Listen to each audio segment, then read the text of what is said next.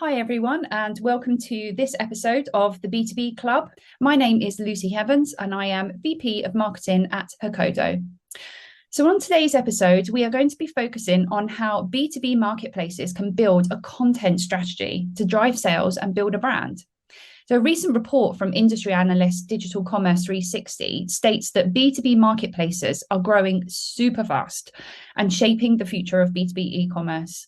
They reported there was a 5.3 times increase in B2B marketplace sales from 2020 to 2022, and with $130 billion of sales taking place in 2022 alone. As new marketplaces emerge onto the scene, one of the biggest challenges for them is generating awareness and attracting both buyers and sellers onto their platform.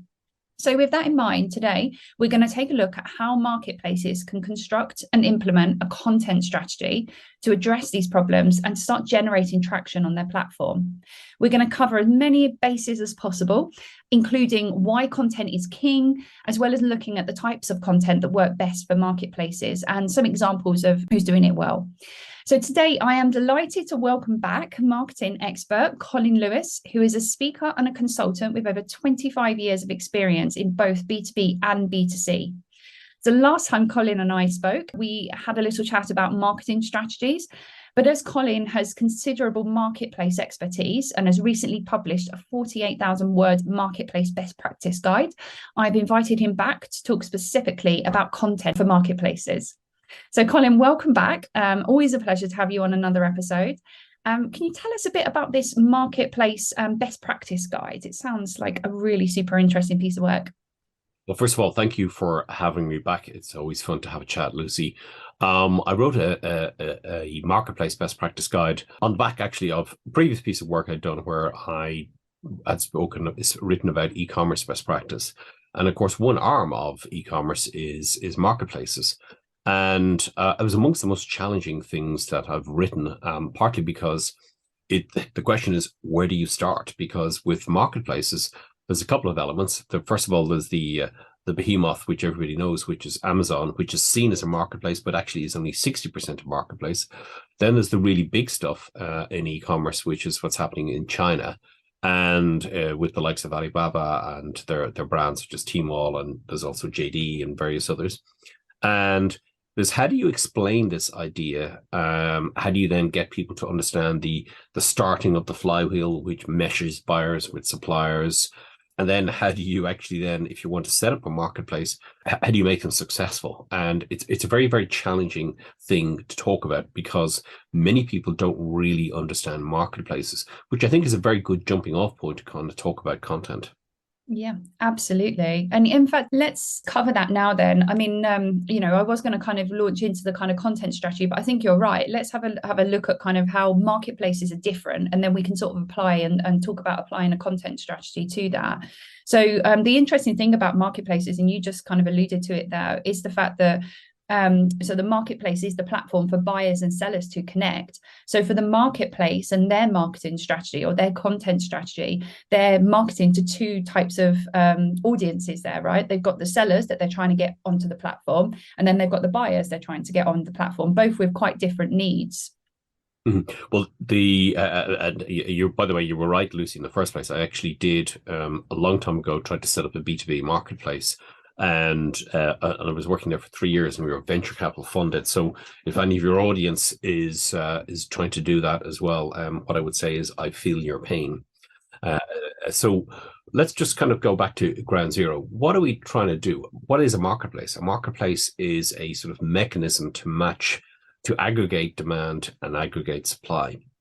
And this notion of aggregation or curation of supply and curation of demand and generation of demand is very, very, very sort of very sexy, very sort of like, very, very interesting model for venture capitalists, very interesting model because obviously from a marketplace perspective, you don't hold stock, you don't hold inventory, as our American friends say. So that's an asset-light business. And that's always very attractive. Also, it can scale exponentially. It doesn't require a ton of staff. The technology typically can scale almost immediately. And I'll give you some specific examples. Many retailers, and I'm working with a few of these right now, are setting up marketplaces on top of their existing e-commerce business, because it means they add more stock, more inventory, more choice, more selection, which of course then builds out more traffic opportunities, which then enables them to have better customer data, which enables them then to create a monetary flow, a monetary option from the data, and then create retail media businesses over that. So marketplaces are very hot, and they're challenging, but they're very hot and they're very interesting to do. Now, if you're running a marketplace, the challenge is not like normally if I'm running a business. If I'm running Colin and Lucy's business, I've got typically, I got to get a product together, but typically my issue is around demand generation. But for my marketplace, I've got the two sides to generate. I've got to attract suppliers and I've got to attract buyers. And so I've just doubled my workload. And by the way, both of those sides are two different sets of people who require two different sets of things. So when we're talking about content strategy, we have to see this in the context of the overall marketing strategy of the business. And when we talk about, as you well know, Lucy, and our audience will know, when we talk about marketing, or let's say digital marketing, to make it easier and narrow things down, we talk about acquisition, demand generation. We talk about conversion when they get to the site and they turn into buyers, and then we talk about maybe retention. And acquisition, conversion, retention model is then, or if you want to add in fancy acquisition, conversion, engagement, retention into the model, you then start bringing in exponential sets of complications and challenges to what you're doing. And the one that I find quite interesting in this here is the issue of where does content fit into acquisition, conversion, engagement, and retention as it happens for all of these particular ways of generating demand. That's super interesting. Thank you, Colin. I think let's park that for a moment and we'll definitely come back to that. What I'd like to do now is just talk about content strategy in general. We picked this up a little bit on the marketing strategy conversation that we had around the word strategy. What is a content strategy? What do we mean by that? So as everybody knows, there's a lot of talk about content strategy and content marketing.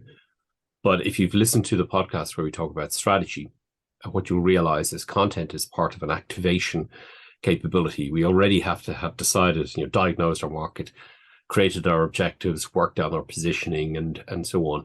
And and content is part of an activation and an execution business. It's the business end of what we do, if you will, as marketers.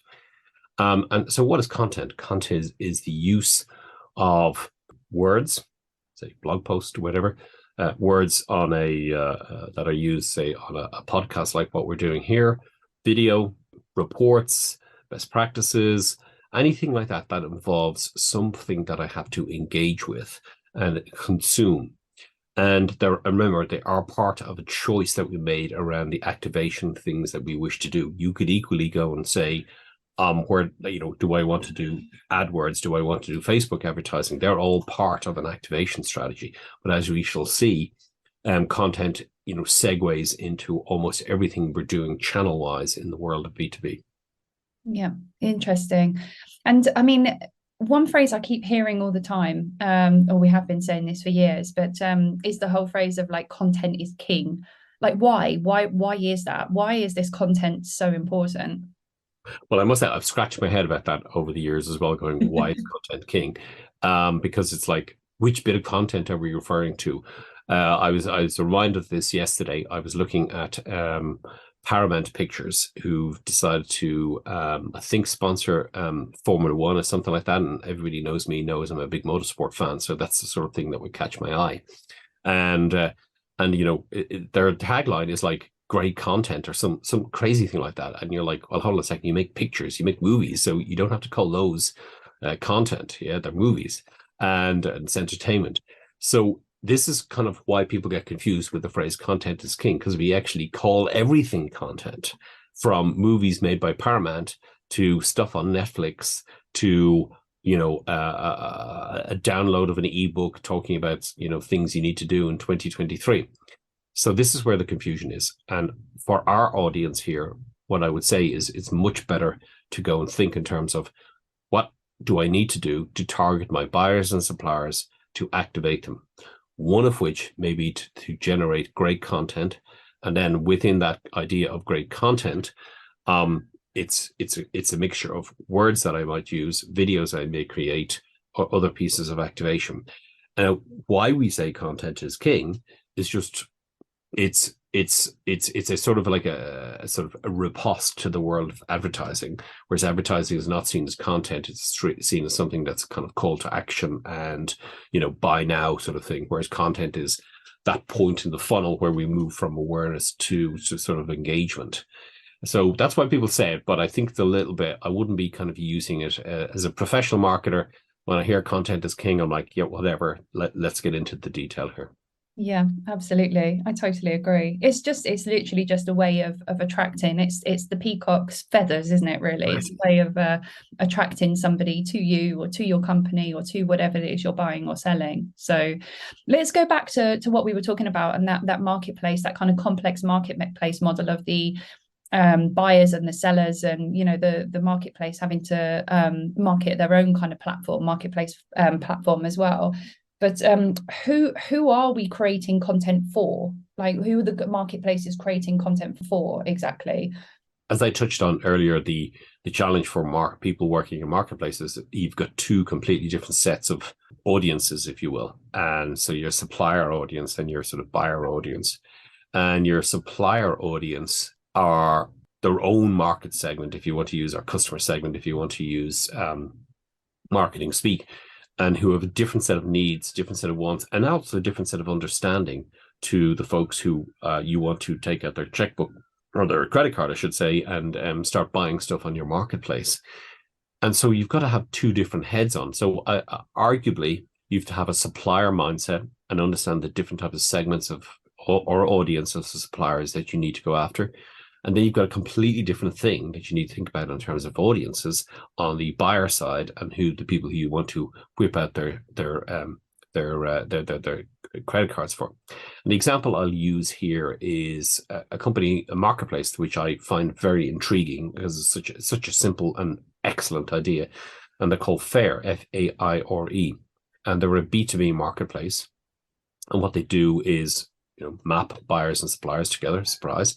But what they do is they target fashion and clothing from small to medium-sized brands and map those to small to medium-sized retailers, particularly across the US, but they're also now in Europe as well. So you can imagine if it's that well-known company, Colin and Lucy, and we run a retail outlet that sells fashion, and we can go to our sort of normal suppliers in the local market, and we can maybe say we want Armani, and we can want whatever the particular brand we want. Or we can go and say, well, we want a unique proposition in our local market, and we want to buy from, sort of artisan creators of, high-end fashion, or, circulate fashion has been recirculated, whatever it may be. And that's what Faire actually do. They map buyers to suppliers, but in a B2B context. But you can see how very quickly a person who's running a retail store, maybe 2 to 3 stores in a regional area in the UK or in the US, is a very different need set to a person who's making the actual garments, the supplier. And so on the supplier side, the person making the garments, we know they're not the scale of Armani or anything like that. So they have to be convinced that they need to, like, they can load up their content, they can load up their products online. They need to be shown how to do it, how they can earn money from it, and how this Faire marketplace is actually going to work for them to expand their business and scale their business. And on the other side, the buyer side, as in it's Colin and Lucy, working their own store, they've got to be convinced that this is a valid place to buy their products from, that they'll be unique in their local market, that they'll map to what their market needs, and they'll get regular supply, and actually the payment mechanisms and everything will work out. So you can see there's two different kind of genres of thing going on. And that's why content for marketplaces is very difficult. It's a very different challenge. Absolutely. And you've got, they're completely different for each of those, the buyers and the sellers, completely different kind of customer journeys. And you mentioned the whole customer journey, right from acquisition sort of through to customer retention, retaining them. I mean, we were talking about this just before the podcast, weren't we, about retention problem, like with marketplaces as well, being kind of more, I think, than sort of any other industry or any other type of platform. But there's that opportunity, I suppose, once you've connected, you've done the job of the marketplace of connecting the buyer and seller, that they could then go and sort of transact off of the platform, off of the marketplace. And marketplaces have got a huge problem then of trying to keep them on the platform. Well, building stickiness to the marketplace is one of the key kind of features and challenges of that. And this is where the content piece kind of does kick in again. Because if we're not giving them sufficient reasons to do so, if we're not giving them, if we're creating friction in the purchase, and this is one of the big problems with a lot of marketplaces, is the creation of friction. So the friction creation, the expectation from the buyer, and also the inability to come up with content or ideas or tools to keep people there is like part of the core problem. So let's just kind of take our step back to our aforementioned behemoth, Amazon. The key thing, no matter what people bitch about Amazon, they've got excellent customer service in terms of the expectations they have of their buyers and of their suppliers. In fact, recently I managed to buy the wrong book. I managed to click on the wrong book and online, and I wrote back and go, actually, you sent me the wrong book. And they were like, yeah, don't worry about it. That's it. What book did you actually want? Okay, you wanted this book. Great, no problem. Here you go. And it was like, wow, that is just like I've never experienced that in a high street retailer. And so thinking through the customer journey on the buyer side, on the marketplace side, to work out how can I A, reduce friction, and B, think through the fact that we're kind of not directly up against Amazon because we're probably offering a different thing, a different proposition in the market. But the big issue is people have experience of Amazon and they know what that means. And so it's an underlying thing going on, which is, man, the biggest guys in the world are really excellent at this. My proposition doesn't necessarily have to match, but it has to be as good in terms of friction free. Absolutely. I'd like to talk about different types of content now. What types of content work best in your experience for marketplaces? What should, if I'm a marketplace now, I have my marketplace platform, what types of content should I be producing to reach those audiences? Well, the first point is just to reinforce that there's two different types of content. Two different audiences for a content. So you have to have two different mindsets.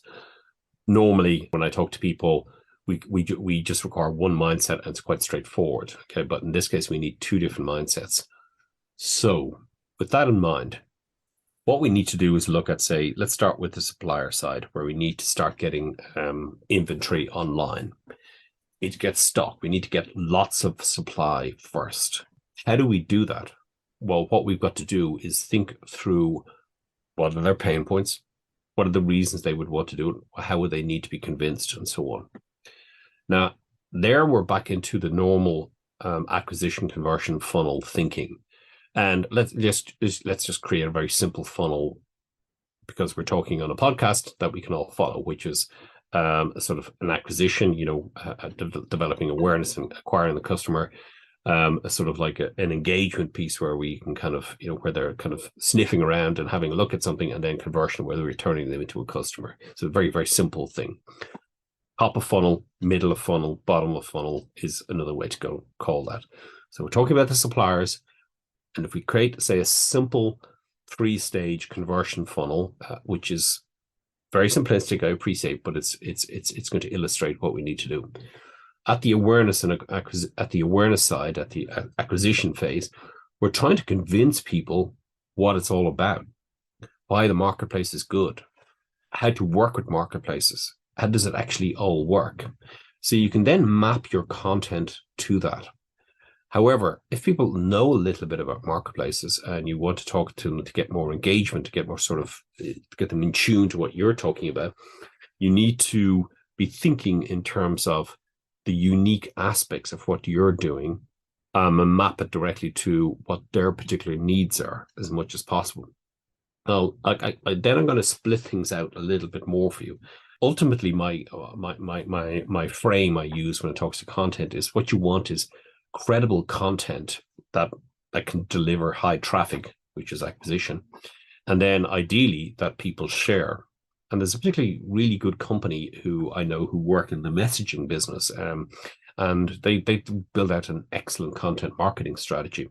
And they use this line, which I'll read out to you because it's an excellent line. Our books, guides, and videos help hundreds of thousands of your peers get better at their jobs. Pull up a chair and join them. No fluff or sales pitches, just quality information and insights. So think about the language used there. They're basically telling you our content strategy is to give you books, guides, and videos. They're also then using people like us, so hundreds of thousands of your peers, and they use the word get better. And then they use this casual language of pull up a chair and join them. No fluff or sales pitches. This is a sidebar point for us, but I always say with your content, you do not want to be selling. What you want to be doing is educating. And in the marketplace game, you need to double down on this kind of education piece, because what you want to be seen is the person who's, educating the market and be the best at that, because your competitors won't be doing it. And in fact, Intercom, they say their goal is credible content with high traffic that people share. So we want to fill the top of the funnel and convert it into sales in the long term. So there's your strategy on the supplier and on the buyer side right there. But let's look at the supplier side, because that's where I started off with. What is credible content on the supplier side? As I touched on, had to be good at this sort of stuff, had to work with marketplaces, had to build your business with marketplaces, had to create products that sell on marketplaces, had to create products that convert immediately on marketplaces. That sort of content, because that speaks to the pain point that every single vendor has in the world. How do I sell more stuff? But the interesting point there, they say, with high traffic that people share. That's very interesting now. So you make your content so good that you can share it. And they have one particular piece of content called Intercom on Marketing. And because I'm a marketing person, you're a marketing person, Lucy, you may read this and start going, what? Is this something that people are sharing? And is this for real? Because it's kind of very much, the ABC of marketing. In fact, all of it's is really around customer acquisition. But their target market is not me. Their target market is techie folks running customer messaging programs who don't have a marketing background. So they know their audience and they're speaking to their audience. And it's just very interesting strategy. I would never have done that, because I'd be like, well, surely everybody knows about marketing.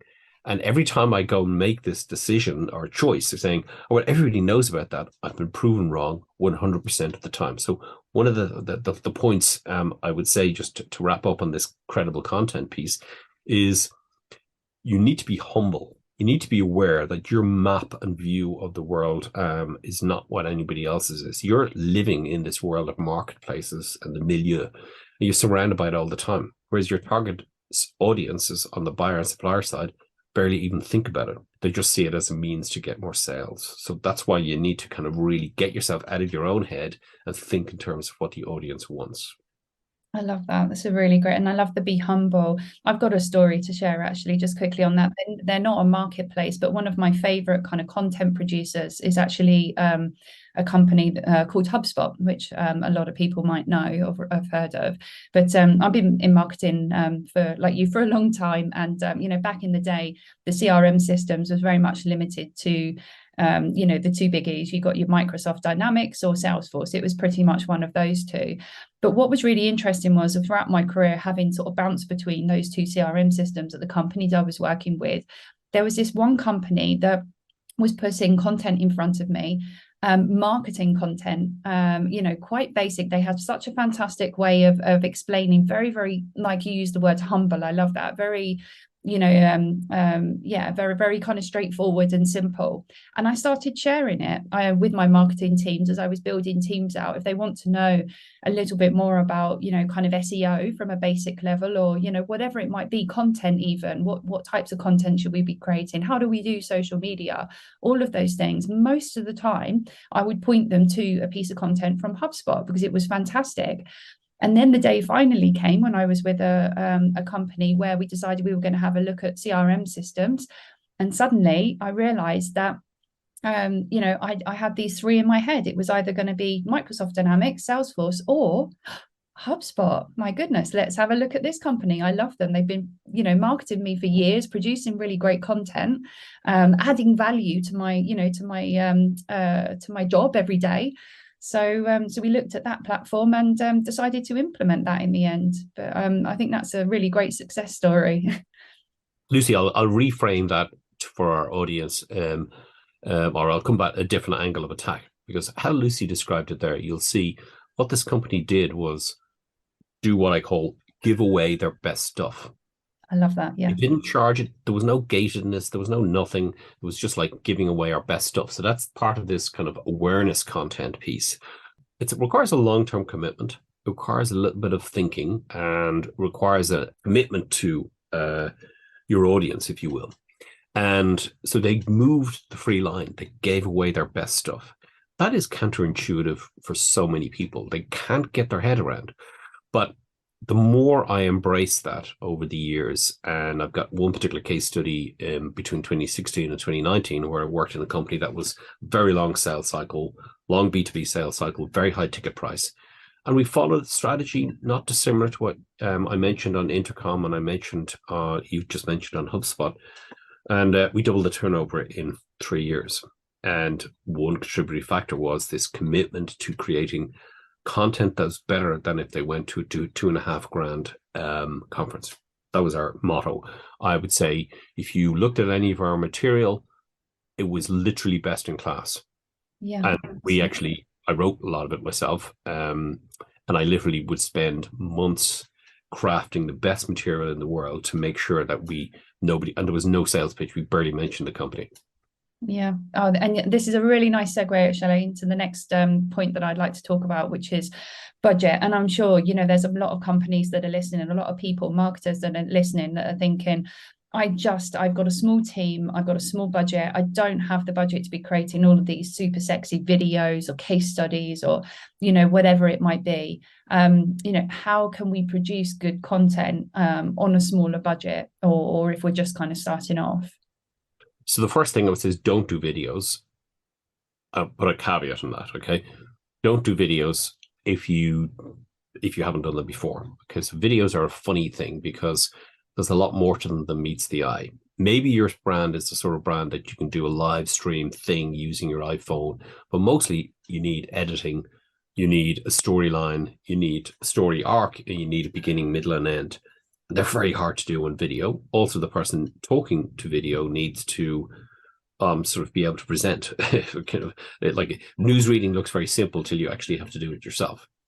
And so the potential for blowing budgets and going exponentially wrong is too high. So I always say don't start with video. Second is let's start with what you can do, which is you can write. Most people can write. You've got a small budget. Therefore, you cannot do everything. Let's just focus on what I'll call two different types of content, two different approaches to content. The first one is evergreen content. So evergreen content is kind of built around this idea that if you expect people to read one blog or one ebook or look at one video and immediately sign on, that's kind of pretty stupid. The reality is you need to get a low percentage of traffic really only converts when you're using content marketing. So what you want to do is create in-depth evergreen content to fill the top of the funnel. And the reason to write evergreen content is, yes, it's a pain in the ass to create initially, but it's one and done. So I wrote one called The Definitive Guide to Airline Retailing. If you read that, although I wrote it in 2017, I'd say maybe we would change a couple of paragraphs. It was very specifically written to be evergreen. Yeah. So what the commitment to do there, when you've got a low budget, not a lot of money, is go, right, who are my audiences, buyers and suppliers? What piece of evergreen content can I write for buyers? Or what piece of evergreen content can I write for suppliers? Now, this is where we get into thinking into the world in the modern way, which is you open up a ChatGPT instance and you help yourself create some of the content using AI tools. Now, am I saying you go and create everything using ChatGPT? No. What I'm saying is you shortened your time to get stuff done by actually just using tools like AI to make it work, because your tone, your voice, your content is what matters. But the reason to do it is just get a frame. I'll give you an example. Yesterday, I was trying to work on a playbook and I was struggling to go what my headlines are going to be. And I just said, create me a headline with a playbook for XYZ. Great. There was my headlines. Now, they weren't perfect. They were really only about 70% right. But it saved me an hour of thinking through what the hell should my titles be in my little individual sections. Yeah. And then I asked it to rewrite it, and it was better the second time around. And then if I actually got one of my original things, I could put it in, I could probably do it. I might do that, But the principle is use these tools not to generate generic content, but to generate save you time to go and do it, and particularly the layout. So that's one. You're going to do one piece of evergreen content for each of your individual audiences. Ideally, over a year, you do. If you take, say, an annual January to December year, you want one piece of anchor content that can be used indefinitely, created per year. And that piece of content is kind of like around a definitive guide kind of thing. It's the ABC, if you will, of how to do the thing you want them to do on a marketplace. It's very much top of funnel. It's very much around the acquisition phase. And what that is then is that piece of content, let's say it's 4,000 words and it's 7 chapters of 700 words, and with an intro and an outro. That then becomes the piece then that you can then parse down into individual topics that can be used as an SEO piece. So each individual section within your definitive guide stands alone on its own 2 feet and helps map to what people are already searching for. So there's an example I worked on with somebody in the last couple of weeks, and they're involved in sustainability and they're involved in direct air capture. And if you write the words direct air capture into Google, you will also see the lines, here's what everybody else also searched for. And by doing that, you can go, right, actually, I can pretty much define the headings of my evergreen piece of content because I've got the headings. What is direct air capture? How can it be used? What are examples of direct air capture? How much does it cost? It's pretty straightforward, yeah? Then we've got, I focus on saying, get your evergreen content up and running, one for buyer, one for supplier. If you can do 2 for a year, great. But the reason to focus on the evergreen content is it creates the thing that maps to your SEO strategy, to your search strategy, to your email strategy as well. So in many respects, that comes back to your original point, Lucy. Why is content king?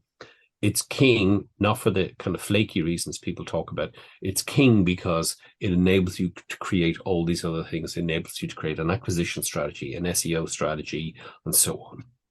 Absolutely. I love that. I know I use the same tactic, to be honest. A nice, good, chunky, white paper or whatever, break it down then into shorter ebooks of like how-tos or 5 ways to do this, and blogs. There's, little videos or, things for social posts and that. There's so much you can do out of one chunky piece of content.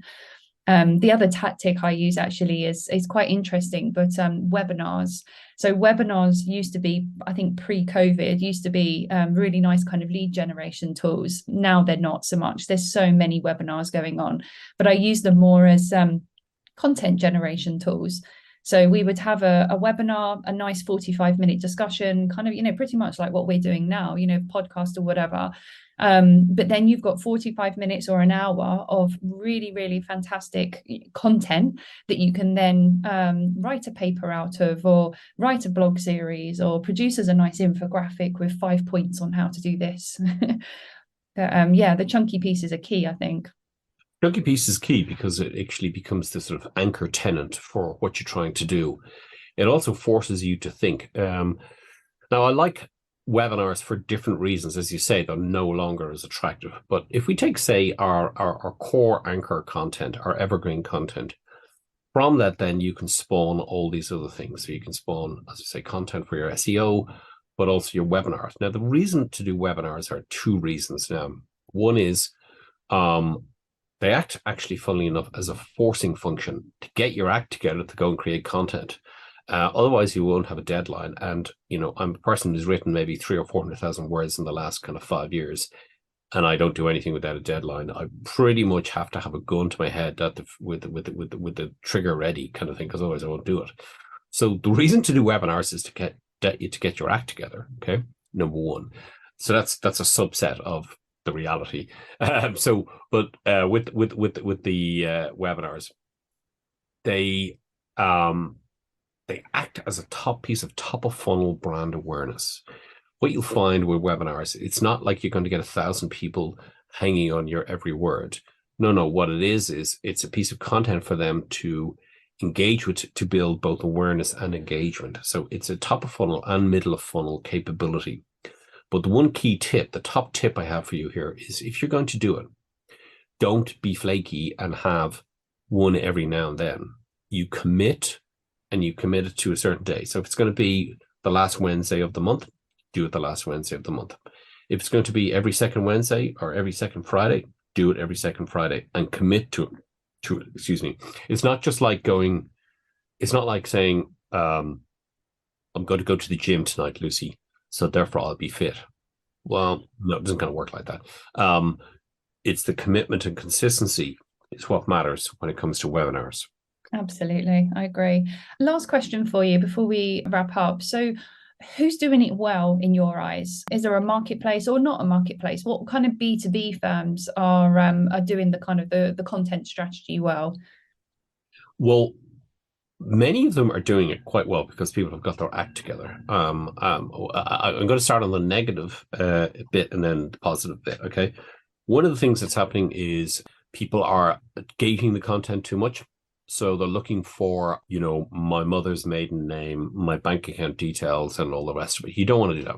You just want an email address. And to get an email address, you need to create incredible value. Remember, we talked about giving away your best material. Because there's so much of this out there at the moment, you particularly need to overdo the value, and you need to have amazing copy on your landing page to go and do so. So back to our evergreen content, it's got to be the best in class. Many people are doing vanilla content. I wrote a series of best practice reports last year on some aspect of digital marketing. So I trawled through a lot of material, and what really was astounding was that of, say, maybe 30 pages in a PowerPoint that people had you sit through, 2 were useful and the rest were insulting. So do the good stuff. So that's like example of bad practice, 2 examples of bad practice: too much gated content and too vanilla. People are getting smarter, and also by acting smarter, your company will be seen as smart. So that's the first thing. Company I like, I must say, I do like what Intercom do, and the reason I like what intercom.com do is they've even set up an academy, the Intercom Academy. And this is a very interesting tip that I would tell your folks listening to this. Think of the world, if I set up a marketplace academy, what would I have in there? I would have how-tos, I would have ebooks, I would have blog content, and I'd categorize them all. This links back to my point for what I talked about with the evergreen content. You write the evergreen content. It's difficult, but you do it. And then that's parsed out into individual things that you can then go create your own academy.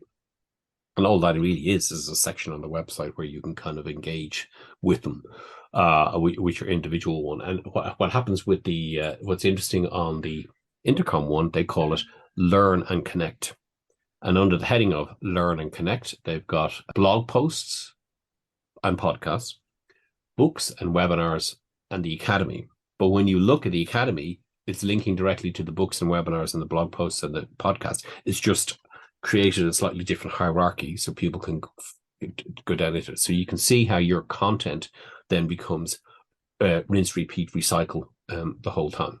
I like that. Thank you. I think if I had one piece of advice on that, on the firms that I see doing well, I mean, I'm not naming any particular, but it's the ones that look outside the box, their box. So to give you that, if we go back to that example that you said of the marketplace that are connecting, what was it, the fashion sort of, apparel and that sort of thing. Yeah, fair, exactly. Their customers are the suppliers, so the people kind of making the textile companies or whatever, making the products, and then you've got the buyers. But I would look at, what are the pain points of those businesses outside of, just the normal buying and selling. It's things like the financing, it's things like sustainability, it's things like kind of shipping, everything that's kind of touching them. Don't think you need to stay, in your box just because you're a business that does X. There's so much more that you can be producing value, and filling that top of the funnel, bringing all the companies to you and trusting you. And HubSpot, I talked about earlier, did that with the marketing. They're a CRM platform, but they're talking about SEO strategy and about social media and all those sorts of things. Well, can I give the audience my top tip, taking your cue there, looking outside your own sort of worldview. No matter where you are, you have to admit that that what's happening in Silicon Valley is a big influence on how people think in terms of what's going to come down the track. And there's one particular company who have used, it's kind of like a double kind of layer of something I'm going to say here. So a company called Andreessen Horowitz, and their URL is A16Z, as in A16Z, Andreessen Horowitz. And they have a Marketplace 100. And so there's, as I said, there's a couple of layers of what I'm going to say here. First of all, Andreessen Horowitz use content as a marketing strategy, and they've created a Marketplace 100, even though they haven't necessarily invested in some of these firms. So for your audience, look at a16z.com/marketplace-100, marketplace-100. And look at how they talk about marketplaces and what's going on. And then while you're at it, what I want you to do is go to the content side, and you'll see they've got all their topics on content. And one of their topics is called marketplaces. And they've got field notes, marketplace tactics with Debbie Liu, the Marketplace 100 for the last couple of years, what makes real estate valuable, investing in bounce, debunking a popular law often cited in network effects for marketplaces. Very detailed topic. So there's two layers. I want you to understand what they're saying, and then I also want you to understand and going, what are they really doing here? They're telling you how to run a marketplace. Why are they telling you how to run a marketplace? Because they like to invest in marketplaces. So there's a game going on that's not that clear. And Andreessen Horowitz do it the best. And by the way, if you are looking for inspiration, and I didn't say copying, I said inspiration, this would be one of the places I'd go for. Fantastic. I love that example. That's great. Thank you so much. Well, we're at time now. I think we've covered a huge amount today, and it's been super, super interesting. So thank you so much. Hopefully there were plenty of marketplaces out there that are going to get a lot from this in terms of how to create and implement their own kind of content strategy and help them with growth. So Colin, I'd like to thank you very much for coming back and taking part in this discussion with me. You've provided some really, really fantastic insights, so thank you so much.